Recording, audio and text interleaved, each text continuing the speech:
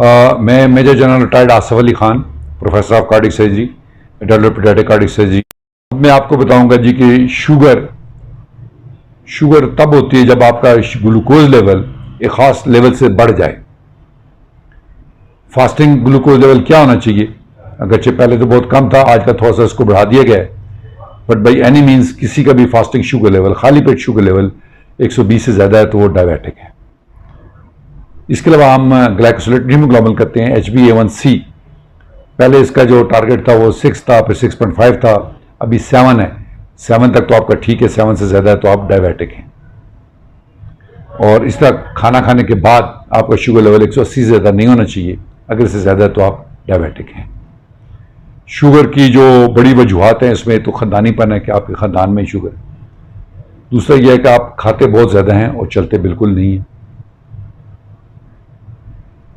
इसकी जो अलामात हैं शुगर की, ज़्यादातर तो वो यही हैं कि आपको प्यास ज़्यादा लगती है, मुंह खुश्क रहता है, पेशाब ज़्यादा आता है और भूख आपको ज़्यादा लगती है।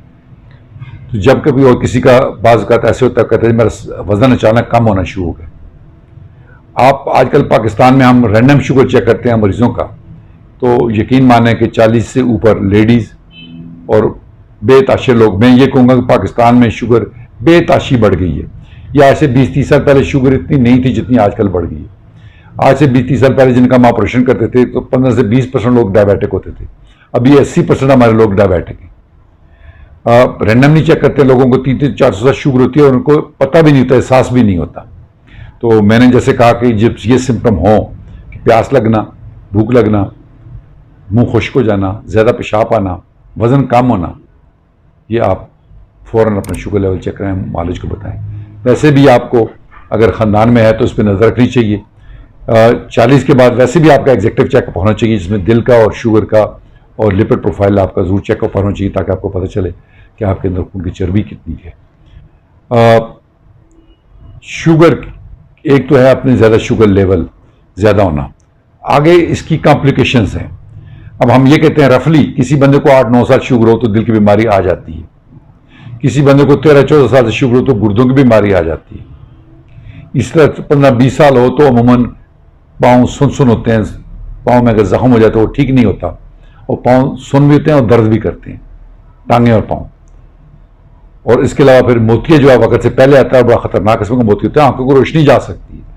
तो शुगर की जो 4 मेन टारगेट्स हैं वो आर्गन्स हैं जो डैमेज होते हैं इस हाई शुगर से। एक तो मैंने आपको मोतिया का बताया, नंबर 2 आपके दिल का बताया, आर्ज़ा कल्ब का, तीसरा मैंने आपको गुर्दों का बताया, और चौथा मैंने टांगों का बताया कि टांगों की रगें सिकुड़ जाती हैं जिसमें अल्सर बनते हैं, फिर गैंग्रीन भी हो सकती है और टांग काटनी भी पड़ सकती है। तो ये मुख्तलिफ एज, कितनी ड्यूरेशन से शुगर है उसके मुताबिक ये चीज़ें आती हैं। इस वक्त अगर मैं आपको बताऊं कि पाकिस्तान में मैं ये कहता हूं कि एपिडेमिक फॉर्म में है। ऑफिशियल फिगर्स ये हैं कि हर 5वें बंदे को है, लेकिन हमारे अपना ज़ाती तजर्बा है हर चौथे बंदे को या तीसरे बंदे को शुगर है। और उसका यही है कि हमारी खुराक से ही नहीं है। रिफाइंड शुगर हम इस्तेमाल कर रहे हैं बेताशा, रोटी का बेताशा इस्तेमाल कर रहे हैं, चावलों का बेताशा इस्तेमाल कर रहे हैं। ये 3 तो हमारे मेजर सोर्स हैं शुगर के। इसके अलावा कोल्ड ड्रिंक्स हैं, डब्बे वाला जूस है, ये सॉफ्ट ड्रिंक्स हैं, कोका कोला, पेप्सी, ये वाला, इन सब में शुगर है, ये जितनी भी है। देन हमारे यहाँ बेकरी आइटम्स, सब में शुगर है। चूँकि बेकरी आइटम्स का ये मसला है कि शुगर आप जितनी ज़्यादा डालेंगे, तो अगर शुगर 100 रुपये किलो है तो बेकरी वाली चीज़ उसको 800 रुपये किलो के हिसाब से बेच रहे होते हैं, तो उनको ज़्यादा मुनाफा होता है तो और ज़्यादा शुगर डालते हैं। बिस्किट हमारे बेताशे मीठे हैं, तो शुगर का इंटेक हमारा बेताशा बढ़ गया है। साथ हम शुगर बर्न आउट करने के लिए जिस तरह हमें चलना चाहिए, हर शख्स को रोज़ाना 45 मिनट्स तो 1 घंटा चलना चाहिए ताकि शुगर बर्न आउट हो, वो हम नहीं कर रहे। तो एज ए रिजल्ट कि हमारी शुगर बड़ी यंग लोगों में आ रही है, और इसके साथ इसकी जो कॉम्प्लिकेशंस हैं, जिसमें मैंने कहा गुर्दे और दिल और आँखें और टांगें, ये इफ़ेक्ट हो रही हैं। आप किसी भी डायलिसिस यूनिट में चले जाएं, ऐसे भी डायलिसिस यूनिट है जहाँ 25 से 50 डायलिसिस मशीनें हैं और 24 घंटे चल रही हैं, और वहाँ पे लेटे हुए मरीजों से पूछें तो ज़्यादातर डायबिटिक हैं।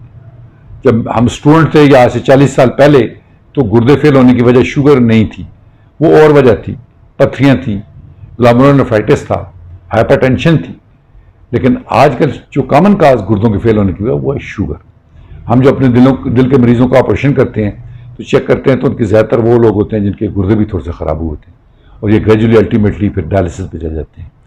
तो इस शुगर के मरीज़ों को सिम्टम्स हों तो फ़ौरन, सिम्टम ना भी हों तो 35-40 साल के बाद आप अपना शुगर लेवल चेक कराना चाहिए, ख़ासकर उन लोगों को जिनके ख़ानदान में शुगर ज़्यादा है।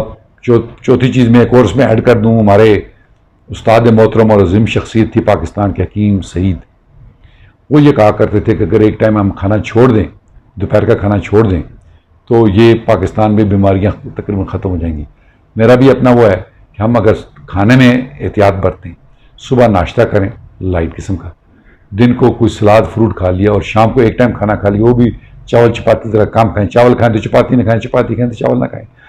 तो मेरा अपना ख्याल है कि काफ़ी सारी बीमारियाँ खासकर शुगर पे हम कंट्रोल कर सकते हैं। चौथी चीज़ जो मैं इस पर अर्ज़ करूँ, रिफाइंड, ये रिफाइंड शुगर पे बैन होना चाहिए। अगर किसी ने मीठा इस्तेमाल भी करना है तो कुदरती शक्ल में गुड़ या शक्कर, सफ़ेद चीनी जहर है, इट्स वाइट पॉइजन, इस पर बैन होना चाहिए। गवर्नमेंट जितना रेवेन्यू होता है हो, इसने पाकिस्तान को तबाह बर्बाद कर दी।